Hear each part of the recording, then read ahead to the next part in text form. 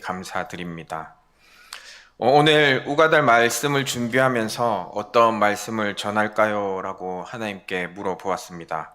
또한 각 가정에 어떤 이야기를 하면 좋을까요? 라고 또한 계속적으로 하나님께 물어보았습니다. 그때 하나님께서 주신 말씀이 오늘 말씀의 제목입니다. 다 같이 한번 말씀 제목 읽어보겠습니다. 시작. 네, 다시 한 번 더 읽어보겠습니다. 시작. 못난 사과는 내가 갖자. 오늘 본문 말씀에 제가 무엇을 붙잡았냐면 하나님께서는 우리를 매우 중요한 사람으로 여겨 주신다는 것입니다. 지금 이 자리에 계신 많은 분들, 그리고 세상에 수도 없이 많은 사람들 중에 하나님은 우리 각자를 최고의 사람인 것으로 생각해 주십니다. 그리고 하나님에게도 한 명 한 명이 모두가 중요한 사람이라는 것입니다. 제가 하나님을 인격적으로 만나고 가슴이 뜨거워지면서 성령 충만했을 때가 있습니다. 세상이 저를 중심으로 돌아가고 있다고 느낀 적이었습니다. 이 자리에 계신 분들도 아마 그런 체험들을 한 번쯤은 해보셨을 거라 생각합니다. 내가 무엇을 기도를 하면 바로 들어주시고 또 내가 무엇을 궁금해하면 사람을 통해서 그 궁금증을 풀어주시고 또 내가 깨달아야 되는 것이 있다면 어떠한 책들을 이렇게 보여주시면서 그 깨달음을 얻게 해 주셨습니다. 그리고 우연히 누구를 만났는데 내가 꼭 해야 될 일들을 빨리빨리 처리할 수 있게 또한 해 주셨습니다. 그래서 지금도 처음에 은혜를 받았을 때, 처음에 성령 충만했을 때 그때의 일들을 떠올려 보면서 하나님이 항상 나를 중심으로 세상을 돌리시는 것만 같고 모든 만물이 나를 환영해 주는 것 같고 또 기쁘고 즐겁고 행복한 하루하루를 살고 있다는 것을 느끼면서 지냈고 또 지금도 그렇게 지내고 있습니다. 제가 월요일마다 이렇게 주일이 지나고 나면 청소하시는 업체분들이 오십니다. 그럴 때 같이 이렇게 청소를 하면서 또 정말 기쁩니다. 그 쓰레기 봉지에 쓰레기를 담는 그 하나만으로도 행복함이 넘쳐나고 있습니다. 왜냐하면 처음 은혜 받았을 때 그때를 항상 기억하면 더러운 것들을 만져도 또 더러운 것을 보아도 내가 청소할 수 있음에 기쁨이 넘쳐납니다. 근데 그 느낌이 진짜 맞는 것이 하나님은 우리를 각각 굉장한 중요한 사람으로 여겨 주시기 때문입니다. 그래서 이렇게 많은 사람들이 자리에 나와 있지만 많은 사람 중에 나를 중요하게 여겨 주시는 그 사랑이 오늘도 제가 느끼고 이렇게 있기 때문입니다. 그런 사랑들을 우리 각자가 느끼고 돌아가셨으면 좋겠습니다. 다 함께 두 팔을 벌려서 두 팔을 한번 벌려 보시겠습니까? 그리고 나를 꼭 안으시면서 이렇게 한번 외쳐 보는 겁니다. 하나님께서 나를 가장 중요한 사람으로 여겨 주신다.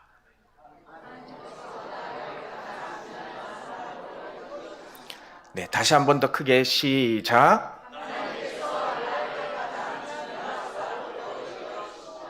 네, 우리는 각자가 하나님께서 정말 중요한 사람으로 여겨 주십니다.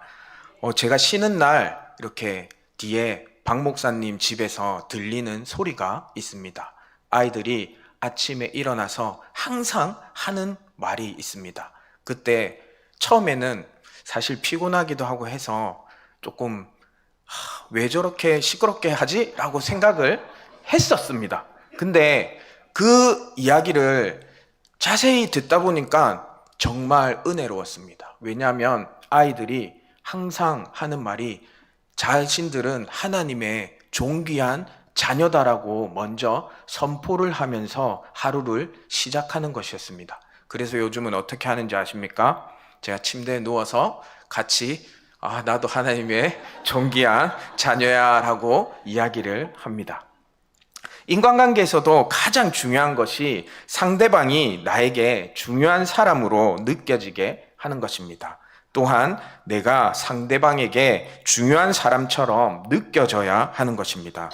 그 사람이 나한테 얼마나 중요한지 또 중요한 사람인지 깨닫게 해준다면 인간관계는 성공한다는 것입니다. 그래서 예수님이 나의 구원자라고 믿는 사람들은 예수님과의 관계가 어떻게 되었을까요? 성공한 거죠. 왜냐하면 성경에서 보면 이미 예수님께서 나를 중요한 사람으로 여겨주셨기 때문입니다.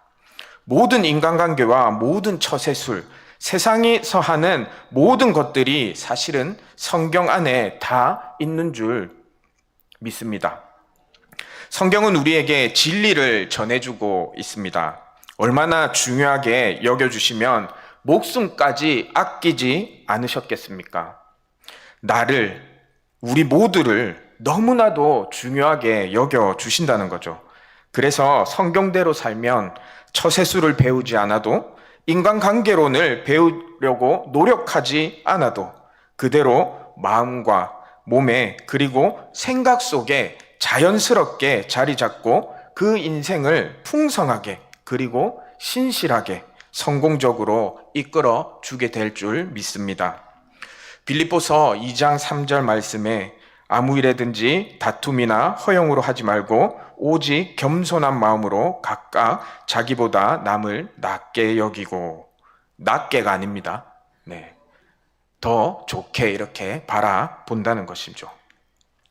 상대가 나보다 나은 사람인 것처럼, 상대가 정말 중요한 사람인 것처럼 진짜 내가 귀한 사람을 만나고 있어서 집중해주고 그리고 공감해주고 그리고 격려해주고 그리고 너무나도 그 만남을 소중하게 여겨서 마음을 표현한다면 상대방이 이 사람이 내가 중요한 사람이구나 생각하지 않겠습니까? 사진 한번 보십시오. 뭐가 보이십니까? 레고 보십니까? 레고만 보이십니까? 그럼 조금만 더 확대해 보겠습니다. 뭐가 보이십니까? 네, 가훈입니다. 못난 사과는 내가 갖자. 이 가훈이 3월 마지막 금요일 날 제가 했던 저희 1대 가훈을 이렇게 넘어선 2대 가훈입니다. 저 모양 똑같이 3개를 만들어서 아버지께서 형님 집, 저희 집, 그리고 본가에 걸려 있습니다. 마지막 금요 예배 때 제가 했던 가훈 기억하십니까? 네, 못하실 것 같아서 제가 읽어 드리겠습니다. 출발선에 서라, 그리고 달려라. 이 이야기를 하면서 제목이 너무 길어서 뛰어라고 제목을 적었던 기억이 있습니다. 출발선에 서라 그리고 달려라는 저의 학창시절 가훈이었습니다. 근데 이제 첫째 조카가 태어나고 아버지께서 인도네시아 계실 때 인도네시아에서 못난 사과는 내가 갖자 저 가훈을 직접 만드셔서 한국으로 가지고 오셨습니다. 첫째 조카가 글을 읽을 수 있고 좋은 것, 안 좋은 것 이것들을 아는 나이가 되었을 때 할아버지에게 이렇게 물어봅니다.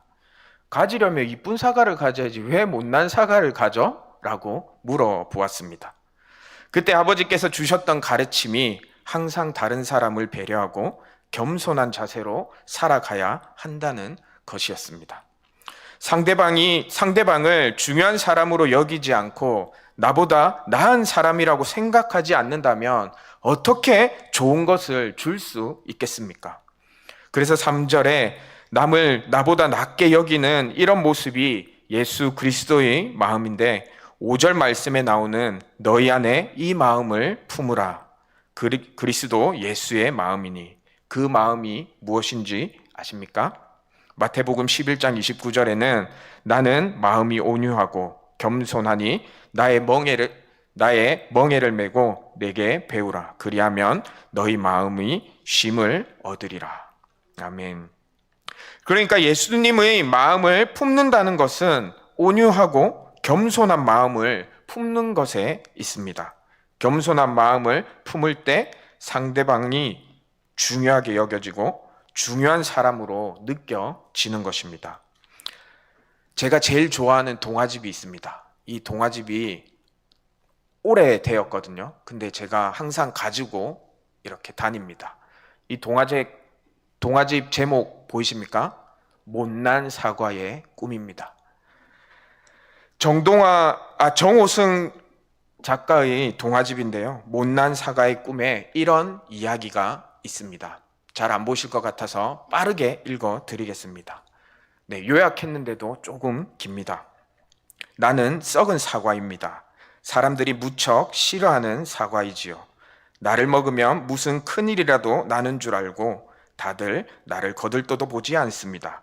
썩은 사과나 썩지 않은 사과나 다 똑같은 사과인데 말이지요. 내가 처음부터 썩은 사과가 된 것은 아니에요. 나도 처음엔 썩지 않은 사과였어요. 내가 썩은 사과가 된 것은 작고 못생겼다고 나를 사가지 않은 사람들 탓이에요. 사람들은 사과를 사갈 때 왜 이리저리 고르는지 모르겠어요. 내가 생각하기엔 다 똑같은 사과나무에서 자란 똑같은 사과인데 말이에요. 그건 아마 조금이라도 더 큰 것을 가지려는 사람들의 욕심 때문일 거예요. 크다고 해서 다 좋은 게 아닌데도 말이에요. 사람들도 키가 크다고 해서 다 좋은 사람이 아닌 것처럼 말이에요. 사람들이 나를 집어들었다가 놓아버릴 때의 표정을 보면 나를 무시하는 표정이 역력해요. 아이고 어쩜 이렇게 자꾸 못생긴 사과가 있담. 속으로 이렇게 말하는 소리가 들려요. 그러면서 괜히 내 몸엔 더러운 손때만 묻혀요. 손톱으로 긁거나 땅에 떨어뜨려 멍들게 할 때도 있어요. 이렇게 사람들한테 몇 차례 무시당하다가 몸에 슬쩍 상처라도 나면 나는 그만 그 자리가 썩기 시작해요.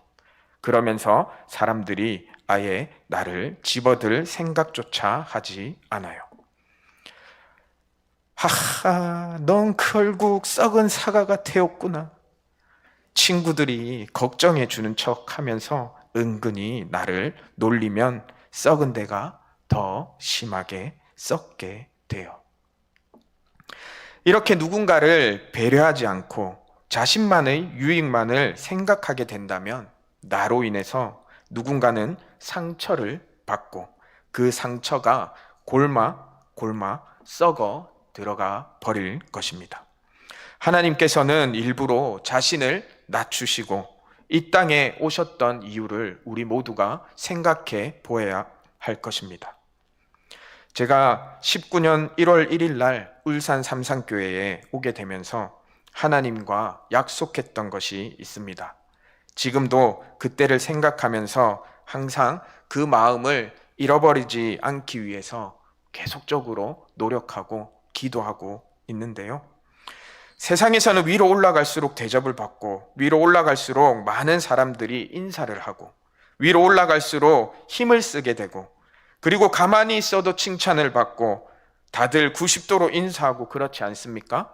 위로 올라갈수록. 교회와 하나님 나라에서는 위로 올라갈수록 또 더 많은 사람들의 리더가 될수록 더 굽히는 것이 하나님 나라와 교회입니다. 예수님의 방법이라고 생각을 하면서 사람들에게 받기만 하는 하나님의 일꾼이 되지 않게 해달라고 계속적으로 기도하고 있습니다. 그래서 예수님께서 이 땅에 오신 이 겸손의 모습 그리고 섬김의 모습을 바라보고 묵상하면서 이런 삶을 나도 살아가겠다라고 계속적으로 다짐하고 부단히 노력하고 있습니다. 이런 모습이 저만이 아니라 우리 그리스도인들의 모습이 되어야 할 줄 믿습니다. 하늘과 땅의 모든 권세를 가지신 분이 하나님과 동등됨을 취하지 아니하시고 종의 형체를 가지시며 그리고 완전히 순종하시고 완전히 낮아지시고 완전히 섬기셨기 때문입니다. 그 섬김의 모습을 우리 또한 다른 이들에게 전해야 할 줄 믿습니다. 교회에서 가장 높은 사람은 가장 섬기는 사람이고 가장 힘 있는 사람이 가장 남을 많이 도와주는 사람이라는 사실을 기억하시기 바랍니다. 그래서 그리스도 예수의 마음을 품는 울산 삼산교회 모든 가족들이 되시기를 축복합니다. 오늘 6절 말씀을 보면 그는 근본 하나님의 본체시나 하나님과 동등됨을 취할 것으로 여기지 아니한다라고 분명하게 나와 있습니다. 하나님과 본체이신 하나님이신데 육신의 모습으로 오셔서 자신을 완전히 낮추시고 섬김과 겸손과 순종의 본을 보여주셨다라는 것입니다. 그럼 가정에서 부모님들이 어떻게 해야 할까요? 내가 네 낳았다. 말 좀 잘 들어라. 이렇게 하면 안 된다는 것입니다. 사실 저도 많이 들었던 이야기거든요. 저희 아버지께서는 엄청 엄하셔가지고 제가 왜 우리 집은 풀 했는데 기억이 없습니다. 기절했거든요. 그 정도로 엄했습니다. 그리고 나서 미안하다 말씀조차 안 하셨습니다. 왜냐하면 아버지로서 당연하다라고 생각하셨기 때문입니다. 사실 지금 아마 유튜브로 이 예배를 보고 계실 겁니다. 네, 반성하시길 바랍니다. 자녀와의 관계에 어려움이 있으십니까? 자녀랑 이야기를 하면 화부터 나십니까? 내 자녀는 사춘기라서 답이 없다라고 생각이 드십니까? 그런 생각이 들 때마다 내가 낮아져서 자녀의 이야기를 먼저 경청하고 그 말에 공감해 보아야지라고 생각을 하면서 나아가 보시기를 바랍니다. 사람들의 사랑에는 독이 묻어 있다라고 생각합니다. 나는 사랑이라고 해도 그 받아들이는 사람은 이렇게 독이 묻은 사랑을 이렇게 받을 수 있다는 것입니다. 내가 아무리 많은 사랑을 준다고 해도 사람의 사랑에는 독이 묻어 있다라는 사실을 기억하시기 바랍니다. 하나님의 사랑, 예수님의 사랑 위에는 독이 묻은 사랑을 전해주는 것과 같습니다. 그렇다고 전하지 말라는 것이 아닙니다. 조심히 이렇게 전해줄 필요도 있다라는 것입니다. 잘 들어주고 자녀가 하는 말에 어린 너 몰라 그런 것이 아니라 경청의 자세로 자녀가 하는 소리에 귀를 기울일 때 아무것도 하지 않고 듣기만 들었는데도 자녀의 마음의 문이 열리고 치유되는 일들이 일어날 수 있다라는 것입니다. 그리고 이건 저도 잘 안 되는데요. 아내가 항상 이야기하고 아내한테 항상 지금도 주입식 교육을 받고 있습니다. 공감인데요. 아내가 하루 종일 이런저런 일들, 힘들었던 일들을 이야기할 때 저는 이렇게 이야기합니다. 그게 왜? 이렇게 하면 되지 라고 이야기를 합니다. 아내는 그럴 때마다 아내의 대답은 한숨으로 돌아옵니다. 그냥 힘들었어? 이 한마디만 해주면 되는데 왜 답을 내놓으려고 하냐라고 계속 이야기합니다. 그래서 마음을 굳건히 다지고 아내가 이야기할 때 끝말만 따라하자라고 생각을 하고 있지만 잘 안 되는 게 사실입니다. 그것처럼 부단히 자녀와의 관계에서도 노력해야 하는 게 공감입니다. 아이들이 학업 스트레스와 학원과 그런 모든 것들에 힘들 때 우리 부모님들 어떻게 하십니까? 야, 너는 밥만 먹고 공부만 하라고 하는데 그게 어려워 라고 이야기하지 않으십니까? 근데 아이들은 그게 어렵습니다. 다들 겪어보시지 않으셨습니까? 학창시절은. 또한 저처럼 하지 마시고 누군가의 이야기에 공감해 준다는 그 사실 하나만으로도 치유가 일어난다는 것을 꼭 기억하시기를 바랍니다. 그런 경청과 공감의 마음이 가정에서부터 시작이 되면 자녀들은 우리 부모님에게 나는 정말 중요한 존재구나라는 생각을 가지게 될 것입니다. 그리고 자녀의 마음속에도 부모님이 중요한 존재가 되어 있을 것입니다. 고등부 친구들에게 10명이 뛰든 100명이 뛰든 1000명이 뛰든 모두가 1등 할 수 있는 달리기 경주가 있다라고 이야기를 했습니다. 어떻게 하면 모두가 1등 할 수 있겠는지 한 주간 생각해서 그 답을 제 개인 카톡으로 보내달라고 이야기를 했을 때 친구들이 손을 잡고 들어온다, 들어오기 전 기다렸다가 동시에 들어온다 등등의 다양한 답들이 나왔습니다. 이게 우리나라 교육의 현실 속에서 자라나는 다음 세대들은 이렇게 이야기를 합니다. 왜냐하면 저는 미술을 잘해요. 그래, 그림 잘 그리려면 공부 잘해야 돼. 저는 운동을 잘해요. 운동하고 싶어요. 그래, 운동 잘하려면 공부해야 돼. 다 공부. 그래서 하나의 방향으로 나아가게 만듭니다. 하나의 방향으로 나아가게 된다면 1등부터 꼴등까지 순서가 생길 수밖에 없는 것입니다. 하지만 아이들의 그 모습, 아이들이 잘하는 것들을 이야기를 듣고 그것들을 발전시켜 주려면 미술 잘하는 친구, 공부 잘하는 친구, 또한 운동 잘하는 친구, 각자의 삶에서 최선을 다한다면 모두가 1등이 될 수 있는 것입니다. 우리는 이제 자녀들에게 그리고 나 자신에게 예수님께서 자신을 낮춰주셔서 우리에게 오셨듯이 우리가 가는 모든 곳에서 우리가 낮아지고 다른 사람들을 배려하는 삶을 살겠다고 다짐해야 할 것입니다. 사과가 몇 개 보이십니까? 이쪽에. 네, 3개 보이십니까? 사과 속에 씨앗이 몇 개 있을까요? 사과 하나에 씨앗은 2개가 있습니다. 3개도 하나도 있지 않고 2개가 있습니다. 그러면 씨앗은 몇 개가 있습니까? 그러면 그 씨앗 속에 사과는 몇 개 있습니까? 네, 헤아릴 수 없이 많이 있습니다.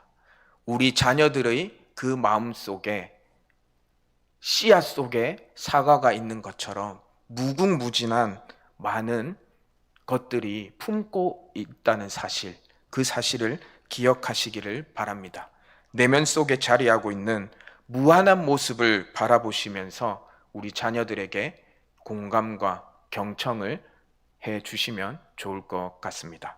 그렇게 되었을 때 우리 자녀 세대의 그 모습들은 사과나무에서 수없이 많은 사과가 자라듯이 아이들의 삶도 풍성해질 것이라고 생각합니다.